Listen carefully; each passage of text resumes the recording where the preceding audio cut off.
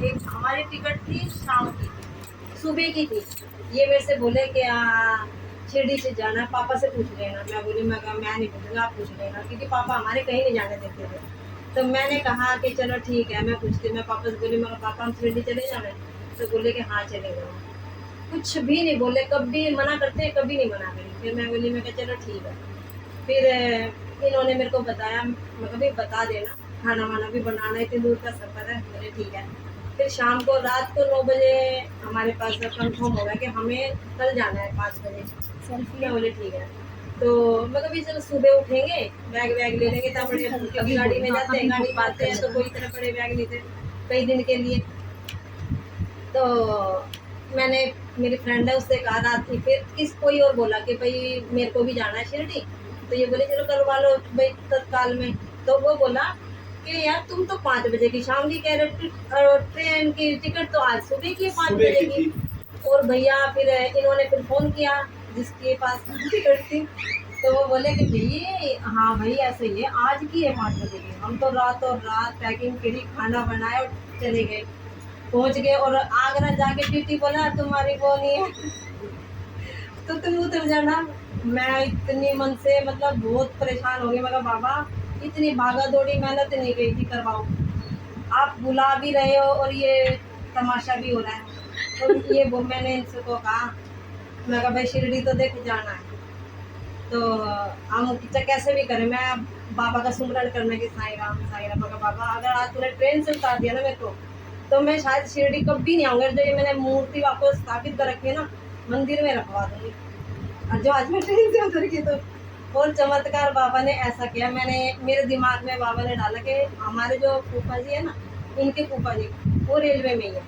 तो मैं जैसे बाबा का नाम जप कर रही थी ना, तो मेरे दिमाग में आ गया तुम्हारे फूफा तो रेलवे में ही है, मैं उनसे बात करो। तो ये बोले कि हाँ यार सही कह रही है।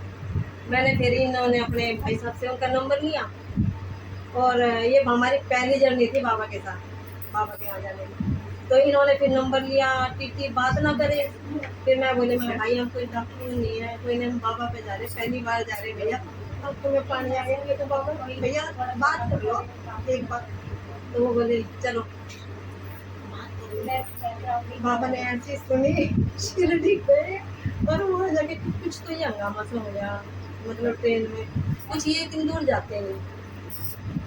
मैं बोली मैं बाबा बुला लिया ना, बहुत बहुत धन्यवाद। फिर हम वहाँ चले गए ना, मेरा दिल तो बहुत खुश हुआ। ये बोले 2 घर 2 दिन तो ट्रेन में दुखी हो गई। और बाबा मैंने मत बुलाई आज की बात। तो मैं बाबा से बोली मैं बाबा फिर बुलाना। फिर बाबा ने ऐसी कृपा करी इन पे। मैं बाबा से बोलती बाबा कैसे पति हैं, तू ना पूजा करे ना पाठ करे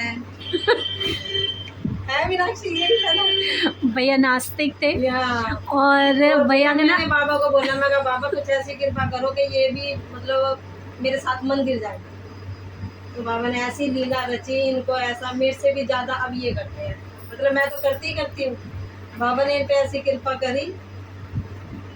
वो बताओ जब एक कमरा था और ये आपको डांटते थे कि लाइट क्यों खोली है वही है बस, काफी टाइम मेरा बेटा बीमार था ना, तो हम किसी ने मेरे को बताया कि पटवारी माता है हमारे यहाँ पे, तो उनको नहलाने जाया करो।